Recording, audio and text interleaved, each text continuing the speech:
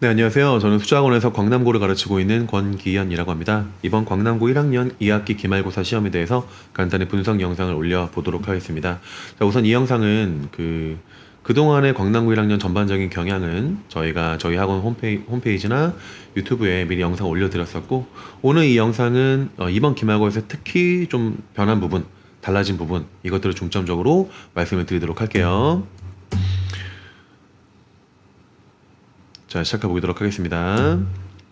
자, 우선 첫 번째는 기출선지의 반복적 활용. 이번 시험에서 좀 주의 깊게 봐야 될 내용인데, 예를 들어 객관식 2번 같은 경우 보도록 할게요. 제목을 편지 봉투에 수신인 주소로 설정했다. 이 내용이 이번 시험에 출제가 됐습니다. 자, 근데 이 내용은 2020년 광남고일 기출에서 이미 똑같이 요 수신인만 원래 정답은 발신인인데 이거를 발신인을 수신인으로 바꿔서 틀리게 한 문제가 그대로 출제가 돼서 이제 바로 작년, 그러니까 올해로 치면 2022년 기출을 비교했을 때 2021년 기출에 대한 내용은 반복되지 않는데 2020년부터 19년, 18년은 내용이 반복되는 걸 학교에서 그냥 출제하신다. 그래서 기출의 중요성을 이번 시험에서 반드시 알아둬야 될 것 같습니다. 그래서 실제 본문에서는 이런 내용이에요. 발신의 주소인데 요거를 이제 수신인으로 바꿔서 헷갈리게 만들었던 문제다라고 보시면 될 것 같고, 두 번째는 이제 객관식 8번 문제였는데요. 통일에 대한 정신적 가치를 담고 있다. 이런 문제가 출제가 됐는데, 자, 이 내용과 똑같은 내용이 2019년도 기출에서 문맥적 의미가 관련이 있는 것끼리 묶은 것, 이 내용입니다. 자, 이게 무슨 내용이냐면, 자, 이번 시험에서는 정신적인 가치가 나왔는데요. 자, 이게 실제 본문에서는 이제 동그라미란 세모로 표시된 단어들이 정신적 관점과 경제적 관점을 대비한 내용이었는데, 이 정신과 경제적 관점을 대비하는, 구분하는 문제가 출제가 올해도 됐고 19년도 됐다. 그래서 예상됐던 문제였는데 그대로 나와서 기출의 중요성을 다시 한번 알아둬야 된다라고 보시면 될 것 같습니다. 자, 그다음 세 번째는 이거 꼭 보셔야 될 것 같아요. 광남고 시험의 가장 큰 변화라고 보시면 될 것 같은데, 이번 시험에서는 서술형 문제가 없어졌기 때문에 이제 변별을 주기 위해서 학교에서는 객관식 모두 고르기 문제라는 아주 어려운 난이도의 문제를 출제할 수밖에 없었거든요. 예를 들어 여기 있는 객관식 3번 문제 같은 경우 적절한 내용을 모두 고르면, 그러니까 적절하다고 판단되는 걸 모두 골라야 되는, 그리고 6번 같은 경우도 적절한 것만은 있는 그대로 모두 고른 거, 한두 개가 아니었습니다. 잠시만요.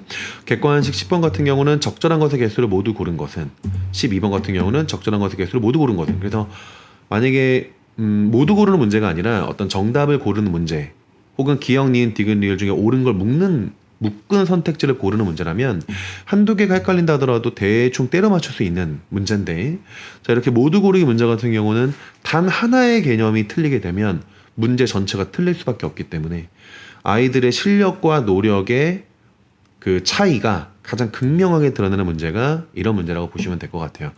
꼭 기억하시길 바랍니다. 서술형이 이번에 없는데 앞으로도 이제 광남고가 서술형이 없는 시험이 출제가 된다면 이렇게 모두 고르기 문제가 나와서 난이도를 높일 것이다 라고 보시면 될 것 같습니다.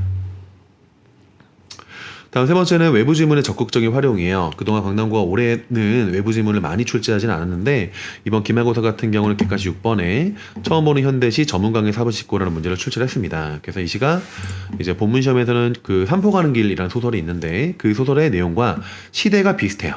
70년대 도시와 산업화 시기에 노동자의 삶을 노래하고 있는 시가 이 시여서 요거를 산포 가는 길과 그대로 연결시켜서 출제했다 보시면 될 것 같고, 다행히 이번 시험에서는 제가 외부 지문을 정리해 줄 때 이 시가 산포 가는 길과 같이 연결돼서 출제가 될 수 있다. 농무라는 시랑 이 저문강의 사부십고를 얘기했는데 다행히 이 시가 나와서 공부를 하고 있던 친구들은 조금 당황함을 좀 덜지 않았을까, 이런 생각을 해봅니다. 외부 지문은 항상 준비를 해야 된다는 거 아시면 될 것 같고요.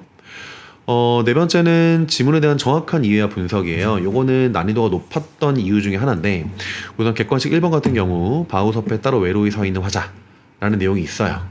자, 이해와 분석에 대한 문제고, 이런 내용이 선택지로 나왔습니다. 첫 번째 문제로. 자, 근데 이거 내용을 그냥 대충 훑고 그냥 정서만 정리하고 태도만 정리하는 학생들 같은 경우는 조금 헷갈릴 수가 있는 문제인데, 실제 본문에서는 이런 내용이에요. 어두운 곳에 외롭게 홀로서 눈을 막고 있는 주체는 화자가 아니라 갈매나무이기 때문에 화자가 이렇게 막고 있다라고 하면 틀리게 되는 거겠죠. 그래서 단순히 이런 뭐 객관적 상가물이나 이런 경건한 자세 같은 정서만 정리하는 게 아니라 이 시의 상황 자체를 완벽하게 이해를 하고 있어야 풀 수 있는 문제다라고 보시면 될 것 같습니다.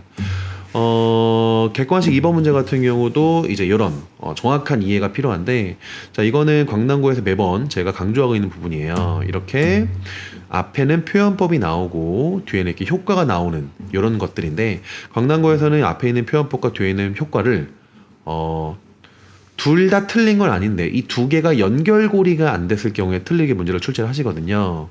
지금 첫 번째 같은 경우도 이 특정 의미의 반복 사용과 음수율 이 두 개를 연결시켰고, 산문적 진술과 연애 구분 없는 거 연결시켰고, 심표를 사용해서 호흡을 조절한다 이 내용을 연결시켰는데, 실제 이게 그 학교 프린트 최종 자료에서는 산문을 통한 연애 구분, 그다음 심표를 통한 호흡 조절, 어미를 통한 운율 형성 요거였는데, 요 위의 내용은 그대로 출제하고 아래에 있는 운율을 음수율로 바꿔서 이제 문학적 개념이 부족한 아이들이 좀 어려울 수 있는 문제다라고 보시면 될 것 같습니다. 그래서 문학 같은 경우도 역시 내용에 대한 이해뿐만이 아니라 암기뿐만이 아니라 암기와 이해, 그리고 이 표현법이나 효과, 이 모든 것들을 정리하지 않으면 어려울 수 있는 시험이다라고 보시면 될 것 같습니다.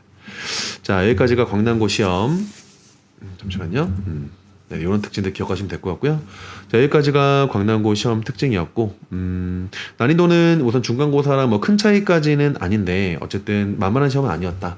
그래서 등급컷은 90점 초반대로 형성이 될 것 같고, 이번 시험 범위가 너무 많아가지고 아이들이 되게 고생을 많이 했는데 어쨌든 열심히 따라와줘서 고맙고, 이번 시험 본 광남고 학생들 모두 고생 많았습니다.